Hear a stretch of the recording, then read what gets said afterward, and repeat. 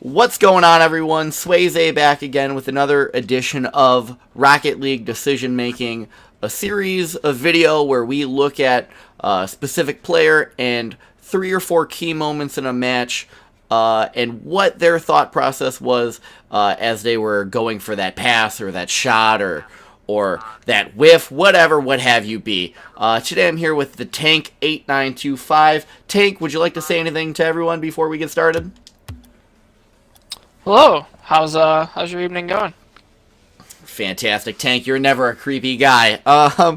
As we start queuing up here, I think the first question, just to kind of give everyone a base of where we are, do you have any idea how many hours you've played? I'm very disappointed because I thought that first question was going to be how creepy you actually are. But anyway, like around 100 hours or so. Okay. Yeah, like nothing too crazy, but enough. In that time, I'll go for it. In that time, do you ever work on any training packs? Do you ever do any free play? Do you have any type of regiment, or is it just gameplay? I do free training pretty often. I don't do packs. Okay. Too often, like once in a while, I've done some, but it's mostly just free training, warming up a little bit, and then actually just playing. So with that amount of time, do you ever play any competitive? Do you have an idea of great goal? Do you have an idea of where you might rank? I don't do too much competitive. I don't feel like comfortable playing competitive, but I'd probably say like silver 2, maybe silver 3. Okay. Yeah, on a good day. Hey, that's respectable for sure. When you do play casual or competitive or whatever, what kind of game mode do you find yourself playing? Is it 2s? Is it 3s? Do you ever play any 1s? Very rarely play 1. My win percentage is not high for 1s. Mostly 3s. I enjoy either just the basic 3s or like Rumble as well. 2s like once in a while, but in terms of understanding like the basic, like positioning and kind of other basic things, 3s is what I'm most comfortable with. Okay. So with that, I feel quite often 3s players might be a little bit more into the Rocket League scene. By any chance, do you ever watch any of the high-level Rocket League action? Once in a blue moon, but okay. Not, it's not something I follow and like will regularly watch. Okay. I mean, so just more in a simple question. Do you ever like have any outside training, or is it just actual gameplay? For example, do you ever watch anything on YouTube? Do you ever read about Rocket League? Or is it just, hey, I'm in the game and we're doing this? I've read like fundamental things. So like basic things for like positioning and some other kind of basic tips for like like attacking or passing, or like where to be in goal for certain balls and kind of things like that. But nothing advanced per se. Okay. So, but more so on the reading side, not too much on the video side. So I think that's going to lead into probably the 2 most important questions that I'm going to ask. Do you feel like you have a largest strength in your game, even if it's just for someone that might find themselves at silver 2, silver 3? What do you feel like you're good at for your level? I'd probably say like positioning and I guess trying to understand what the best action to take for most spots. Definitely not all spots, but for most spots. Okay. And then the flip side of that, do you feel like there's a largest weakness in your game? What do you think you could most improve on? Execution, especially around the goal. I'm not very precise with like where I hit the ball still at this point. I'm a lot more just if I go for an aerial, I'm just happy to hit the ball. or, you know, if I'm trying to execute a pass, like, you don't have to be as precise just executing a pass. Or, you know, like, as long as you get it somewhat in the area, someone else can finish it based on that. So, the precision and execution of scoring. Okay. And is that more in front of goal, or is it kind of all over the field? Is it just, hey, there's more some aerial trouble, like directional stuff just in that final third, or is it anywhere? Definitely more in front of goal. I've done better. I've done better switching, like, if I remember to switch the camera, I can usually get a better angle on the ball, but it's still like an extra like step that sometimes, like, if I switch the camera, then I'll miss the opportunity to hit the ball where I wanted to. So just something as simple as ball cam on or off can make a difference. Yeah. Okay. Yes. I think as we're approaching the last minute of the video, do you feel like you have a certain style in Rocket League, or is it, you know, kind of all over the place? Are you an aggressive player? Do you like to hang back? Do you find yourself trying to boss the midfield? Or is it just every day is a new adventure? I like to put pressure in some way or another, whether it's being aggressive or even just, you know, bumping other players, or, you know, demoing, or just trying to, you know, I'm not a precise player, so if I can get other players off how they want to be precise, I feel like that's an advantage for me. So, you know, pressure, aggression, and just maybe even a dirty player. Hey, you sound like a pretty good teammate to me. As we're approaching the last 15 seconds of this, you know, as long as we don't go into overtime, is there anything you want to say before we take off? No. Everything is a lot. Well, hold on. I might be saying some if they tie it up. Let's see if we can kill this. There we go. Okay. GG's all around. Everything's good.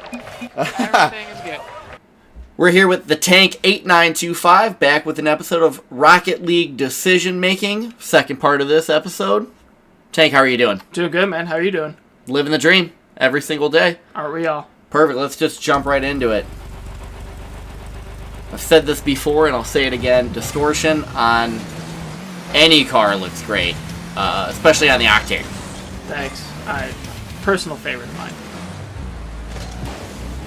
All right, our first key moment will be coming up here in just a moment. We're going to see that ball fly into the box. What's going through the mind of the Tank right now? It's be in a good position in case you win that ball and score. Simple as that. Here it comes, slotting it home into the back of the net. Nice goal. Thank you. This is going to be the most loaded question of the episode, but are you happy with that outcome? To answer your loaded question, I'm sure there's little things I could have done better, but, you know, I scored, so yes. Hey, no team is going to be complaining about an early 1-0 lead, especially when you're on my team. They have a nice clear down. You're going to hurry back here. What's going through the mind right now? Make contact. Get the ball, you know, prevent the ball from getting in front of our goal. That's the only one. Just obviously it's going to hit off the wall. Okay. So make sure just to make contact, because if I don't make contact, it's just going to be set up a silver platter for him. Okay. Let's watch what happens. A near miss. Thankfully, a teammate is there to back you out. Yes, indeed. Second part of the loaded question. Are you happy with that outcome? Understanding that it's a miss, but still knowing what happens? No, because I didn't read it right off the wall. If I did, I would have hit it. Or at least if he was behind it, I would have blocked it. Okay. Is it more of a self-improvement type thing? Is it, you know, I want to be the very best like no one ever was? Or is it just, hey, I might be letting my team down here? A little bit of everything. Okay. More so the team, though, because that's the proper answer, right? You don't have to lie. If you want to be like Gary from Pokemon, that's totally fine. Right.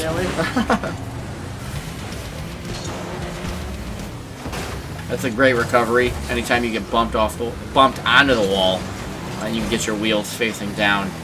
It's pretty nice. Here's moment number 3. What's going through your mind right now? Not the fact that there's a teammate right to my right. I just see the ball in a position where they possibly could do something with it, so I just want to hit the ball. Okay. Are you planning... Do you remember, do you go up for it, or do you stay low? I go up for it, not good, but okay. I do go up for it. All right. Let's see what happens. Teammate's going to get that across the field. You're going to go for this far boost, it looks like, and it just so happens that the other team is going to put that one into the back of the net. Can't imagine you're happy with that. No. Well, first off, I'm a liar because I didn't go up for that. And then, secondly, I think at the time I thought that the ball was going to be hit towards their side, so I wanted to be, in position for that as well as taking that boost. But I think that's interesting to hear. You don't fully understand when your teammate is far out of position sometimes why they're there. But if that pass does come down to you, that leads to some pretty good opportunities. Yeah, I feel like it's better to make your mistakes being aggressive than not being aggressive. Okay. It's an interesting way to put that. I know some players that might disagree, and I know some players that certainly do agree. 2-1, headed into the final minute 15. This match should play out for the most part from here. Do you just want to kind of talk us through the next minute? Yeah, being up with a slim margin, I'm not going to be, aggressive in the sense of, trying to do anything fancy, but I'll be aggressive with basic positioning and not just getting caught with my pants down, so to speak. This is what I'm going to do. I'm actually going to backtrack, and this is not something that I've written down, but I'm curious what you're thinking right here. So this ball's coming out. Do you see both of the blue team? Yes, right now. You bumped them on the way out. Was that calculated? No. No? I do try and make contact. I think because that's in the back of my mind, I just happenstance to be able to make contact more so than, someone else that's, ranked silver, that plays that, that doesn't think about making it. But in terms of calculation, it's more so I'm looking to make contact when I know I have a better chance of making contact. So if there's, someone just sitting in goal, or, if I can tell if someone's coming, a certain direction and they're not going to be changing that direction. So in that case, it was just more lucky. But because it is in the back of my mind, I think I'll get that, more often than maybe I should. Okay. All right, we're going to see this last moment right here. 7 seconds left in the game. Nice little pop from the blue team. What are you thinking? Get it back on their side. Right. We're up 1, nothing fancy, nothing too crazy. Just get on their side and run out the clock. We're going to see that right there. Are you attempting to take a shot in this scenario, or is it just, like you said right there, I just want to hit the ball, let's try to end this game out? I just want to hit the ball. That's just lucky, because I actually think he might have maybe got a slight touch on it first, and then, I hit it in the air that way. But, again, it's just get on their side. It'll pop up right there. We're into some extra time right here. Clock is at 0. Ball still up. Can we do it? There's game right there. Yes, we do. Perfect. Tank, thank you very much for stopping by. Is there anything you want to say before we cut away? Watch your replays. They're very, very important. I have not done this before. Just watching this has been extremely helpful. And thank you for having me. Of course, no problem. Thank you for stopping by. What we're going to do is we're going to peel away. I'm going to give you one final thought, and we'll see you on the other side. Take care. And here we are. The thing about the Tank is he's an unbelievably analytical guy. I've known him for a very long time. Great friend.